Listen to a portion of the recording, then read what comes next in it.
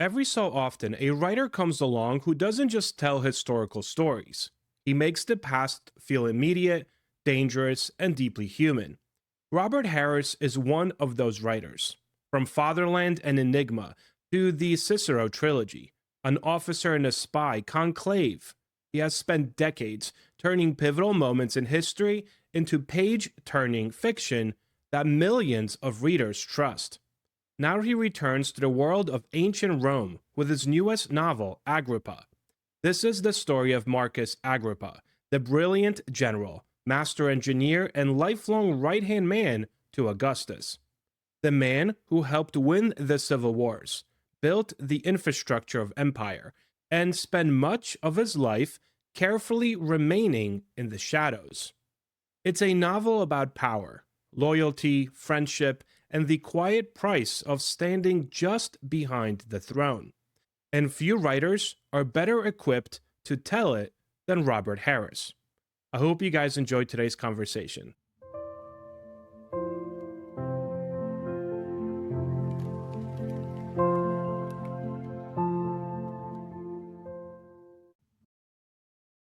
Robert, welcome to the show. Hi, Peter. Very good to be with you.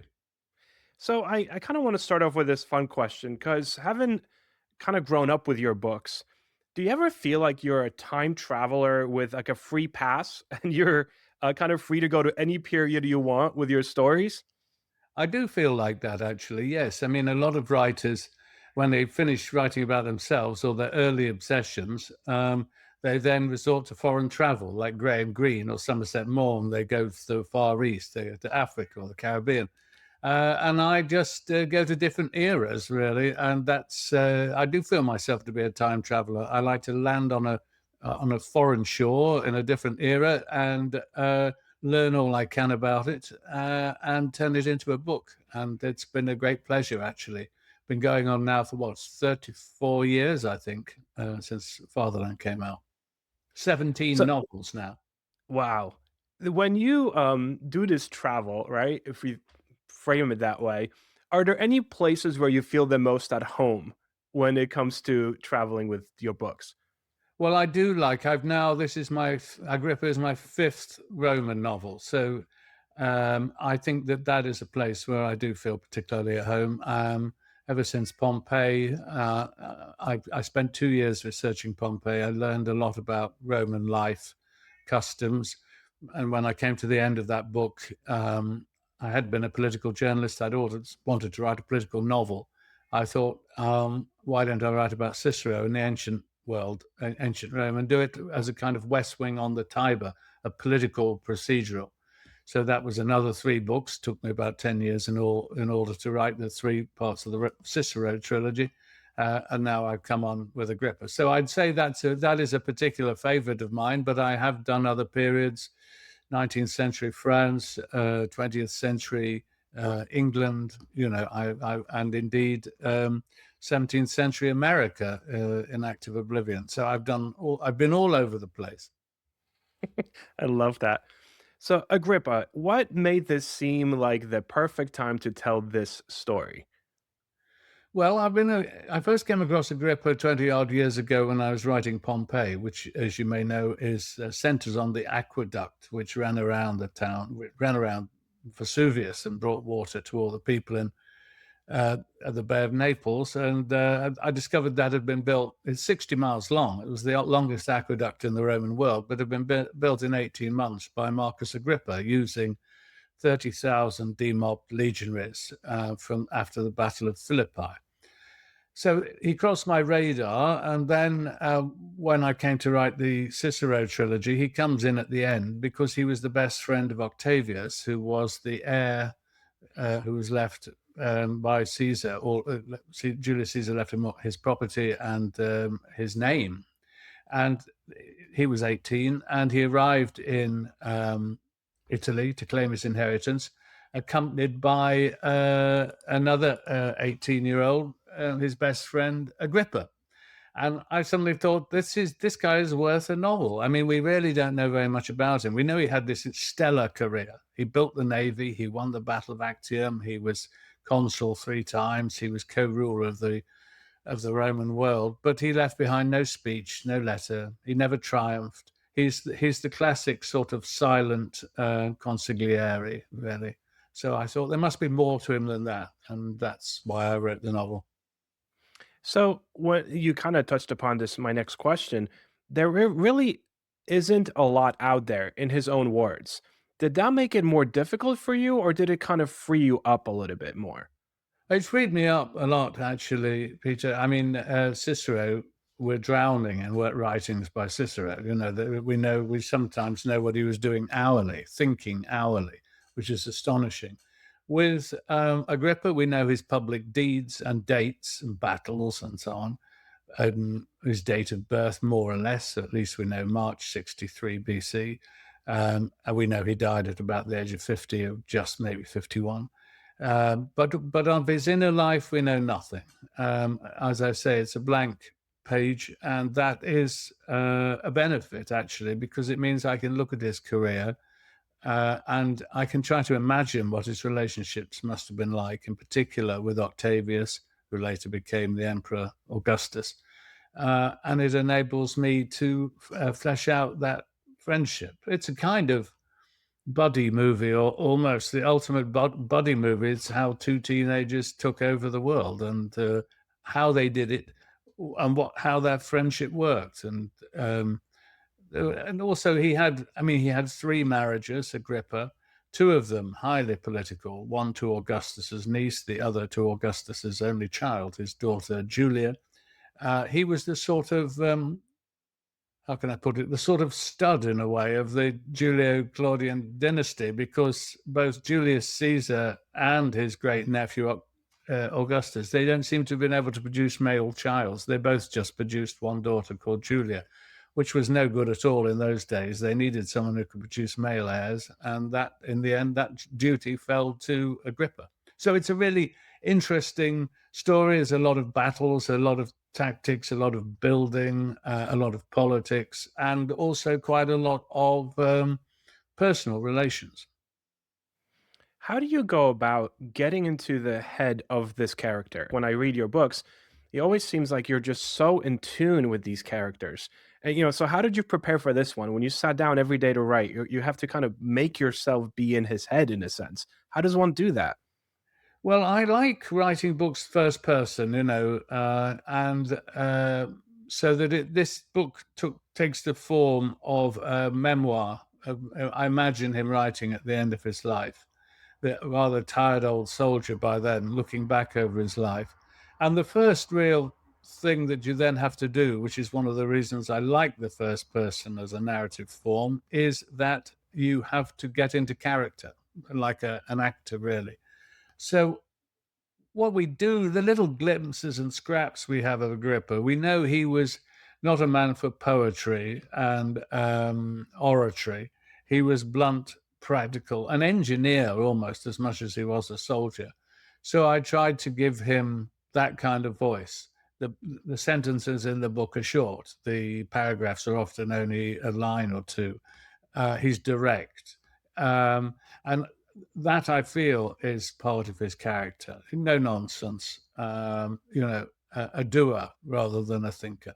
And that's what I try to bring to the book. And it was a great pleasure for me, because as he got older, it starts with his birth. As he gets older, I felt I got to know him better. That's the thing. Whenever I speak to authors and historians or biographers that spend such a long time with a character, yeah, I get kind of two different stories. Sometimes it's like you almost feel bad letting them go. When you have to kill off the character. And sometimes I hear from authors when they're like, he was exhausting. I couldn't let him go. It was time to move on. How do you feel at the end of this one? Um, I was sorry to kill him off, but on the other hand, as he reflects himself, he has lived the lives of 50 men, really. I mean, he's just the thing about Agrippa. His name, incidentally, came from a contraction of meaning difficult birth, Agrippatum. Uh, his mother died giving birth to him, so he carried that name around with him all his life, Agrippa, which is itself a bit of a mark to carry through life. So that you know from that point on, we follow him through the schoolyard, through his friendship, unlikely friendship with the aristocratic Octavius, because the thing about Agrippa is we also know very little about his family background, except that it was plebeian. It was the lowest rank of Roman society, just above slaves. So he didn't come from wealth or anything like that. And so, how did this friendship of his and Caesar's Octavius come about? What was the basis of it? And so you start to explore what would be plausible, and then he goes into the army, and so on and so on and so on. He meets Julius Caesar, fights in Spain at the Battle of Munda, the last battle that Caesar ever fought. We're pretty sure that Agrippa did do that when he was about 17. And so there's so much in his life by the time I've finished it, and all these other characters, Mark Antony, Cleopatra, and so on. You felt he had done enough. I mean, I didn't feel it was sad that he died. I think he would only have had a sort of dwindling into old age existence. So he went out when he was still pretty vigorous. As you're doing this research, was there ever a moment where you kind of almost like took your glasses off and you became a fan of history, where it stopped you and you're like, "Oh, this is cool." You know, when you thought to yourself like, I'm a fan now. I'm not just a writer or researcher." Yeah, that does happen actually. It's a very exciting moment when you think it must have been something like this. In a way, I'm guessing about the past, and the past is pretty remote, and the Romans are fairly remote, and a book that was completely authentic about ancient Rome would be unreadable. And the problem is, if you write a readable book, it risks being completely inauthentic. But there are just moments when you think, I guess that's how it must have been. And for me, they were some of the big set pieces, which, I mean, take, for instance, the Battle of Actium, which I had heard of, obviously, and I knew that that was when the forces of Octavius, naval forces, finally defeated Antony and Cleopatra, and that was the hinge. That was the one of the great turning points in world history. That settled who would dominate the Roman world.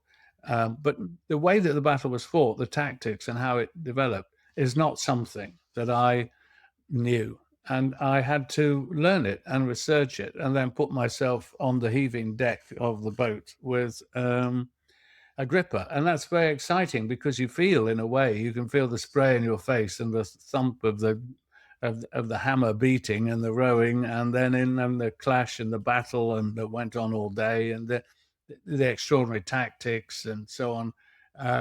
That was very thrilling to write that, and those are the moments when I really look forward to writing, because you have to switch on your imagination and you're trying to communicate that to the reader. If you can't see it and feel it and believe it, then they won't, and that is very thrilling. And that's the best part of the job, actually.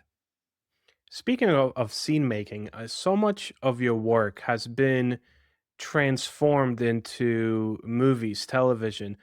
Do you ever think in terms of perhaps like movie scenes as you're writing this in your own head? No, I don't. I certainly never write a book with a film in mind. I write my books, and I've been fortunate; quite a lot of them have been made. But that's just how it's gone. It's not something I've deliberately gone to do. I think I am a very visual writer or tactile writer. I like to go into a room and give the reader a feel of what it's like, and walk across the room, and I think in that sense they do sometimes feel like a camera really moving through the history, moving through particular meetings or battles or whatever. And I think that that's just my style. I wrote a scene in my last novel, Precipice, where the heroine, as it were, is in a taxi and goes to the hospital where she has to work in the First World War in London, and she pays the taxi man, and then the taxi draws away, and she looks up at the hospital. And I realized after I'd written that scene that I had actually just written a piece of film, cinema, really. That is a classic. So, but then the other hand, that's what we've all done. We've paid a taxi, we've arrived somewhere, the taxi's driven off, and you look at the building. So we've all got cinema, we've all got visual moving images in our heads now. And to a degree, I think that has to influence the way that you write. With that in mind, your last book was amazing as well. That one I felt like because you went through all those letters in Precipice, like that must have taken a while to try to pick up like which ones do you go with? Was that tough? Yes, it was. I mean, I wanted to write a big political novel, and I thought about writing about the whole of the Asquith family, Asquith being the prime minister in 1914, because the family was very colourful and interesting. But then I realised that the most interesting thing was that this guy had an affair with this woman 30 odd years younger than him. Incredibly risky affair. Not only that, it was at its height as Britain went to war in 1914 and through until for the next 9 or 10 months until May 1915. And so you have all these epic events going on, and this slide from the peaceful world into over the edge of the precipice into war. And at the same time, he's having this incredibly risky affair. Yeah, so at least that narrowed it down to the letters from that particular time. And it was useful because the letters, we have hundreds of letters that he wrote to her because she saved them all. We don't have any letters that she wrote to him, although she must have written hundreds. He burnt them all when the affair ended. So I thought, why don't I reconstruct her letters? And so it was like a tennis match. I could see one set of Oh, I strokes love that. at one end, and now it was my job to come around the other side of the net and do the replies. And that was, again, you say, what's the pleasure of writing these novels? That's the pleasure. She must have said something like this because from his letters to her, we knew what she might have written to him. So that was great. It was a real feeling of reconstruction. Coming back to Agrippa here, if you could pick any person, if you could cast this movie, right? And you're not at all confined to a time period. So you could go back to early Hollywood cinema, 1920s, 30s. Can you think of who would play this role? Well, what do we know about Agrippa physically? We do have a very good statues of him, one in particular. We know he was brooding, heavy, thick set, looked like a heavyweight boxer, really. The opposite of the feeble kind of Octavius, who was nothing like his statues. Um, and so I think that's the sort of actor you'd want. A kind of, if you could take him through the ages, kind of George C. Scott sort of playing Patton would be he's that sort. He's a very male man and a very macho. He's a fighter. I mean, he got into the front line. He was on. He fought at sea. He was, he was a tough guy. So that sort of an actor um, would do the part really well. And you can think of several who are like that. So my last question, and because I assume you're super busy with researching and writing, but what does Robert Harris read for fun? Do you have time to read for fun? Well, that's a good question, Peter. Because the books are so detailed in research, and that's not a chore to me, that's a pleasure. That does consume a lot of my reading time. I mean, each book comes with a list of maybe 30 or 40 books I've had to read in order to get up to speed to write it. So that takes up a lot of my time. My real pleasure is diaries and letters. I love reading unmediated voice of people in the past. So collections of letters and diaries that haven't gone through the hands of a historian or a biographer, where you can hear the voice of the person. And you know what's going to happen to them, maybe, and they don't know what's going to happen to them. I find that very rewarding, and I'm an addict. I'm always collecting volumes of diaries and letters. I mean, I think they're great. I prefer reading, if I'm honest, nonfiction to fiction. I think maybe I didn't used to be like that, but I think now that that's how I earn my living. I find it harder to read novels without kind of just seeing the way it's all being done. I'm too much of a technician now to quite appreciate it. Diaries, letters, that's what I like, and I recommend them. You mentioned this. when I speak to different authors, they do say that some people say it's difficult for them to read if they write mystery or if they write historical fiction. It's difficult for them to read other people's work because they can't switch off the writer in them. Kind of what you're touching upon right now. And all of a sudden, you're reading it critically when you're like, no, no, no, I'm trying to enjoy it, and they have a very hard time switching that off. That is true. And also, if you're actually in the process of thinking about a new book or writing it, there's always a danger that it might affect your own style. You know that you know, to imitate someone, say even subconsciously. So it's, but I do like novels. I mean, I read them on holiday, and uh, I mean, I enjoy them. But if I'm honest, I'd have to say that I don't read as many as I used to before I started writing novels myself.